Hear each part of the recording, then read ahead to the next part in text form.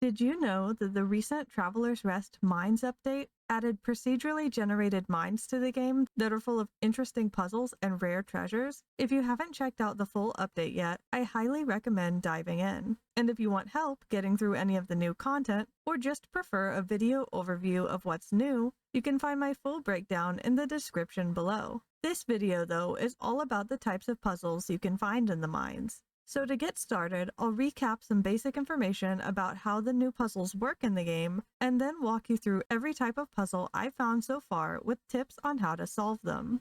In the mines, every floor has a random chance to have a puzzle on it. They are not guaranteed to spawn on every single floor. There are two ways to check if a puzzle is on a specific floor of the mine. First, you can enter that floor and then go to the elevator. When you click on the lever to move between floors, the floor you're on will have a little closed treasure chest icon on it if there is an unsolved puzzle available. And second, you can look around the floor and see if you find an altar while you're exploring. The altar will have a man's face at the top, a little plaque with some writing on it that often gives you a hint about what type of puzzle you're dealing with, and a raised circular stone platform where treasure will appear once you've solved the puzzle. If you find an altar like this, it means there's an unsolved puzzle somewhere on that floor of the mine. After you've solved a puzzle, your game will play a cutscene that shows a treasure chest appearing at the altar. When this cutscene plays, if you haven't found the altar yet on the floor of the mine that you're on, you can watch how the camera moves from your character toward the altar to get an idea of where you need to go in order to find it. To claim your treasure, just walk up to the altar and interact with the treasure chest. The treasure inside of these chests always seems to include some money as well as a couple of items. Usually, the items are processed metal crafting materials like copper, iron, or cobalt bars or scraps, but they can also sometimes be cosmetics like headpieces as well.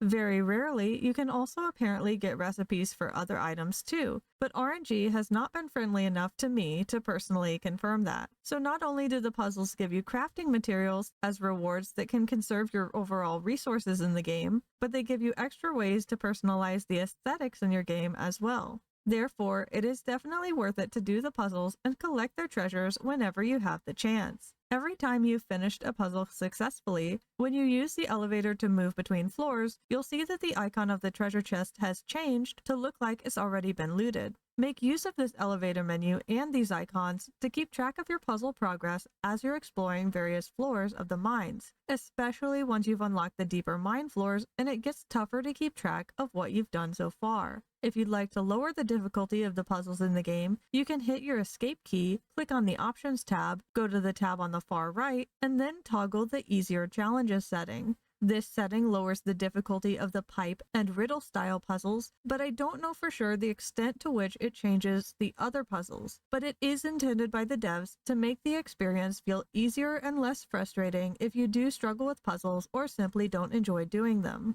Now that the recap of how the puzzles work is out of the way, let's get to the exciting part, the different kinds of puzzles you can find in the mine and how to solve them. The first puzzle type I encountered was one with a spinning totem. For this puzzle, you'll need to look around the mine floor for 3 stone pillars. Each pillar will be a different height and have a specific symbol or icon on it. Make a mental note of this information. Which icon is 1 piece tall, which icon is 2 pieces tall, and which is 3 pieces tall. Together, they tell you which order the icons need to go in when you slot them into the puzzle's final pillar. Once you've figured out what icons all of the pillars are and their corresponding positions, go to the final pillar that you're able to interact with. Spin it so that the icon you found on the shortest pillar matches the icon on the bottom of the spinning pillar. Then spin the middle of the pillar until the icon matches the one on the pillar you found that was 2 pieces tall. Finally, spin the top part of the pillar until it looks the same as the one you found on the tallest pillar in the mine. When you have all the pieces in the correct position, you'll unlock the treasure. Sometimes though, especially early on in the mine, you might come across floors where you can't see what all of the pillars look like. This can happen because a pillar is blocked off out of your view behind something you can't break without an upgraded axe or pickaxe, like a stone wall or a wall of vines with spikes on them. If that happens, RNG was a bit unfortunate, but if you can manage to find 2 out of 3 of the pillars, you can still complete this puzzle. Just remember the positions and icons of the 2 pillars you found, match the spinning pillar that you can interact with to them, and then just slowly spin the last part of the spinning pillar until the puzzle eventually unlocks, as one of the icons will eventually be correct. Keep in mind that every time you see this spinning pillar style of puzzle, the position of the icons will be different, so don't expect the order to be the same the next time you see it. The second puzzle I found had an empty pedestal with a round slot inside of it, as if an item needed to be placed within. To complete this puzzle, you'll need to find 2 halves of this item, which is a round talisman. So far, I've found these halves in a few different ways. Some have dropped from barrels or vases when I broke them with my broom, others I've dug up from the X mark spots on the ground, and occasionally I've found some in the water. For the ones inside bodies of water in the mine, you'll see a glowing spot on the water and you'll have to cast your fishing rod toward that spot. When you do, your bobber will pull down like a fish is biting, but when the fish catching minigame starts, there will be a treasure chest icon on your screen instead of a fish icon. Once you've obtained both of your pieces, you'll need to walk back to the empty pedestal and place both parts of the talisman inside. Be aware too, if you can't find the second talisman piece, that you may have picked it up while looting and not noticed. There was one instance where I thought I only had a left piece, but when I placed it within the pedestal, I had apparently found the other piece at some point while exploring, likely when I was breaking barrels and crates. So be sure to try doing that if you feel like there's just nowhere else left on the mine floor to check. You should know as well that you combine the talisman pieces by physically putting them into the pedestal, not by interacting with them in your inventory or anything. Just interacting with the pedestal itself will slot in the pieces. Also, one last interesting thing about this one. If you hold on to 1 or 2 pieces of the talisman in your inventory and you didn't end up completing the puzzle, I believe they may work if you go back into the mine and happen to randomly get the same type of puzzle again. For this next puzzle, you'll be presented with 4 different colored and shaped stones that light up and make a sound when they're pressed. When you press the correct one, it makes a ding sound and glows. If you press the wrong one, there will be a kind of buzzing sound and the lights will flicker out. What you want to do is press the lights in the correct sequenced order to keep getting the ding sound. After 4 or 5 presses, all of the crystals will light up simultaneously and you'll successfully complete this puzzle. Something I didn't realize for this puzzle right away is that you can press the same light twice as part of the sequence, so keep that in mind so you don't get tripped up on this. And keep in mind too that the order of this puzzle will be randomized each time you encounter it, so the sequence that worked for you one time may not work for you the next time. For this next puzzle, you'll find a statue somewhere around the mine that asks you to give it an offering. To know what it wants for the offering, you will need to visit the altar and interact with the plaque on the altar to read it. And doing that will give you a riddle that you'll need to solve in order to give the statue the correct item as an offering. The riddle for this is chosen randomly from a list of possible riddles in the game. Here are the ones I've encountered or found others have encountered online, as well as the correct offering items for them. Since there are several different riddles you can get, to make things a little easier, I'll organize them into food offerings, drink offerings, and non-food offerings. The first food offering riddle we'll look at is warm or cold I may arrive, energy to the body I provide. This seems to be a popular riddle that a lot of players encounter, and while you might think tea would be the answer, it doesn't seem to work for this. Soup is actually the correct answer, but I believe some players have mentioned that they've gotten other dishes to work too. So in a pinch, you can try turning in various dishes to see if something else does work for this. The next riddle, to think I was stripped of my cane so you could have some tea with me for shame, is referring to sugar. Like gold you can eat, sticky and sweet, is asking you for honey. Between feathers I am nursed, to be useful I must break first is an egg. To pry me from my kin you'll need to climb. Wait and I'll come down when it's my time. wants you to turn in a banana or a coconut, but I have seen that some other fruit can potentially work for this too, so don't be afraid to try berries or any other fruit forageables you happen to have on hand. Airless I breathe, thirstless I drink, silent and cold, my eyes never blink, asks you for a fish, and I think any kind of fish should work for this offering. In the sand I leave my track as I walk slowly, neither forward nor back, wants you to deliver a crab. All crabs should work for this, but as of right now, some crabs are bugged. I believe blue crab definitely works for this, while brown crab is getting patched to work in the next small patch. Now we have the drink offering riddles. Ivory color, watery form. In nature, I come out warm. Asks you to deliver milk, and I think both cow and sheep milk will work for this one. Golden river, crowned on white, a bubbling, refreshing delight is any kind of beer offering, and it doesn't matter if the beer has been aged or not, so I recommend using your unaged beer for this when you can. Time as my ally rewards the wait. The longer you do, the better I rate, refers to wine, and it seems like both white and red wine work for this one. And last, we have the non-food offering riddles. I grew reaching for the sky. In floor, door, and table I reside. The correct offering item for this is wood, not a plank or firewood. What worked for me was just regular wood. I thrive in damp and dark, bring life as I split apart, is referring to seeds, and it seems like any type of seed in the game will work for this. No roots to stop me from rolling on the ground, but time and tide can wear me down. The proper offering for this riddle is stone. I remain buried with no aim, till molded for it in the flame, is asking you for ore. And you can turn in any type of ore to complete this, so I recommend giving this statue whichever ore you have the most of or can get again pretty easily.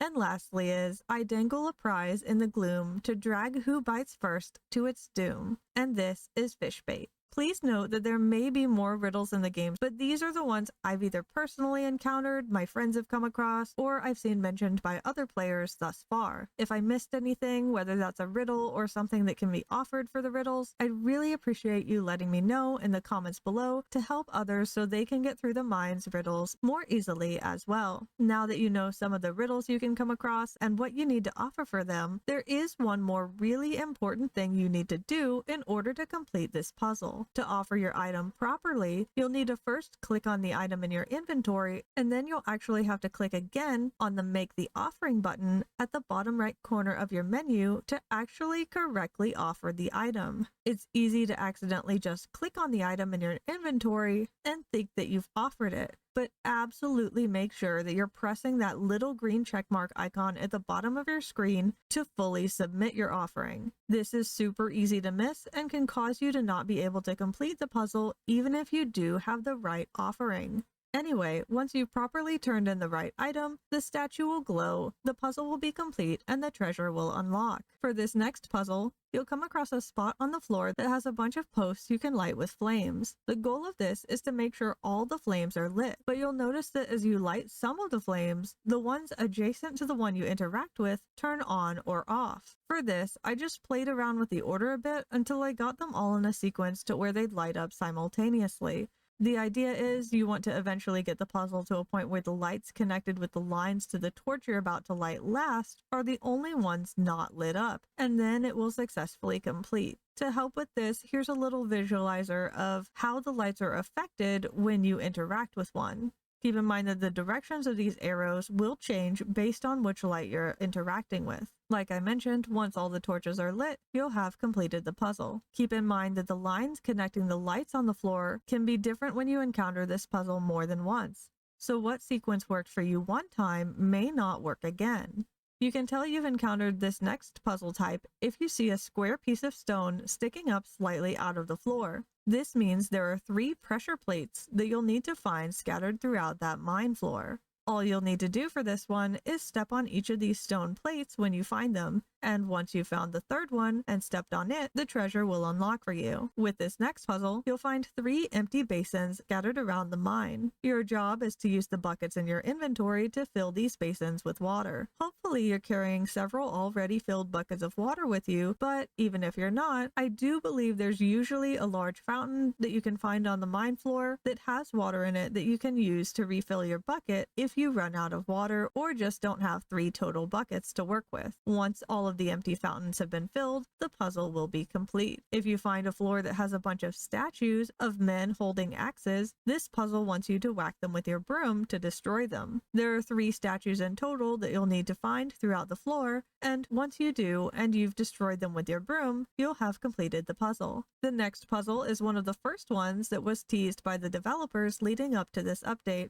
and it is like a pipe style puzzle. Your goal is to get a line to connect from the dot on the left side of the puzzle to the dot on the right side of the puzzle, and you must do this by rearranging the pieces in the puzzle until the line connects them. If you're playing with the easy challenges setting turned off, there will be some pieces of the puzzle that have little circles on them. Keep in mind that you'll have to make sure the path from end to end goes through these pieces with circles on them in order to complete this harder version. You can move the pieces by clicking on the one you'd like to move and then clicking again to choose where you'd like it to go, and the pieces can move freely. So if you're familiar with slide puzzles, this should feel quite a bit easier. I find this type of puzzle the easiest to complete by starting at the beginning, moving the piece that makes the most sense there, and then starting at the end and moving the piece that will put the path into the best position into place there. I feel like starting with the 2 ends makes working out the middle of the puzzle a lot more manageable. And as with some of the other puzzles, this type of puzzle is randomized each time you encounter it, so the path and pieces you'll need to work with won't be the same every time.